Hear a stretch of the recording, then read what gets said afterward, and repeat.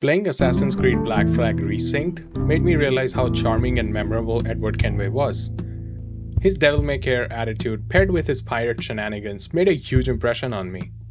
It made me wonder what actually makes a memorable video game protagonist. Why do we remember characters like Edward Kenway, Master Chief, Jin Sakai, Zack Fair, or Kratos years later, while dozens of others disappear almost immediately?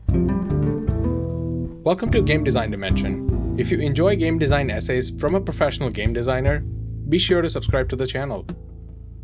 At first, this sounds like a character writing problem. Maybe the forgotten characters lack personality, charm, flaws, relationship, or a satisfying arc.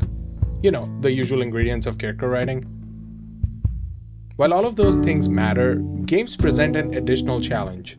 As a player, I'm not merely following the protagonist's story like I would in a film or a book. I'm also trying to become them. The protagonist is my embodiment in the game world. Most games sell us a fantasy. Halo offers the fantasy of being humanity's greatest super soldier. Black Flag lets us become a pirate.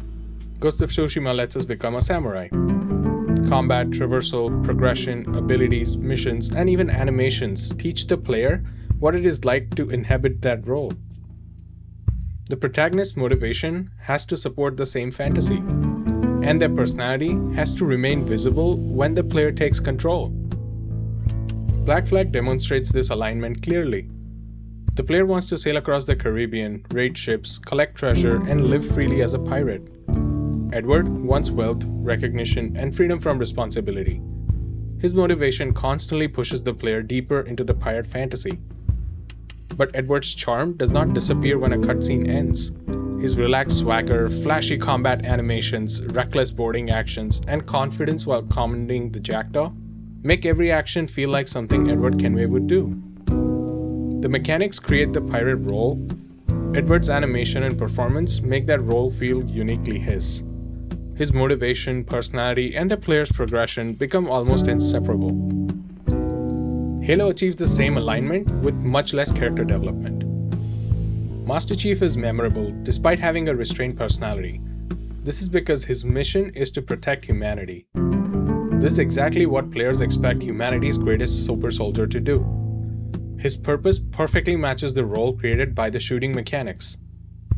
But the player fantasy can also change during the game. Ghost of Tsushima is more complicated because its fantasy changes as Jin changes.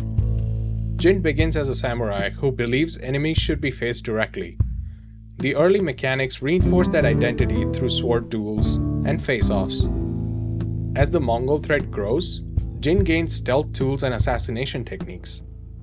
These mechanics could have conflicted with his character, but the story changes Jin alongside the player. Both gradually accept that the samurai code cannot save Tsushima on its own. By the time Jin becomes the ghost, the game has transformed the fantasy into a hybrid samurai assassin fantasy. Jin's changing mechanics allow the player to perform that transformation themselves. Crisis Core evolves its fantasy in a similar way. Zack Fair, our protagonist, dreams of becoming a first-class soldier and a hero. The player shares that ambition through difficult missions and battles that Zack fights alongside legendary soldiers. The story eventually destroys his faith in Shinra and the meaning of rank, but it never destroys his desire to become a hero. By the end, heroism no longer means reaching the top of soldier. It means protecting Cloud, even when Zack knows he may not survive. That ending works because the player's understanding of the fantasy changes alongside Zack's. We begin by wanting the title he wants, but we end by understanding that he became a hero without it. However, simply giving the protagonist a reason to use the mechanics is not always enough. The player also needs to emotionally connect with the purpose those mechanics are serving. In Assassin's Creed Unity, this weak alignment is very clear. Arno has his charms, flaws, relationships, and character development. On paper, he fulfills many of the usual requirements for a strong protagonist. He also fulfills the assassin fantasy mechanically. His skills allow the player to investigate conspiracies, infiltrate guarded locations, and eliminate targets while helping Elise pursue revenge. The disconnect here is emotional. The player wants to become a skilled assassin, but Arno's central motivation repeatedly returns to saving his relationship with Elise. She often prioritizes revenge over him, but Arno continues placing her goals ahead of his. As a result, we understand his choices, but the game does not always make us want the outcome as strongly as he does. God of War 2018 begins with an even larger mismatch, but it deliberately resolves it eventually. The older games established Kratos as an unstoppable god killer. The new game presents a man trying to control his rage and become a responsible father. Players who arrived expecting the old power fantasy now find that Kratos is resisting it. The game eventually aligns those two versions of him. As the threats to Atreus grow, Kratos is forced to use the violence he fears.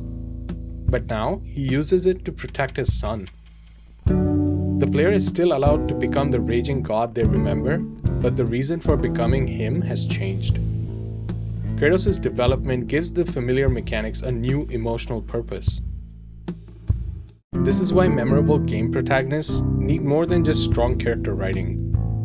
They still need motivations, flaws, arcs, and relationships. But their motivations must connect with the fantasy created by gameplay.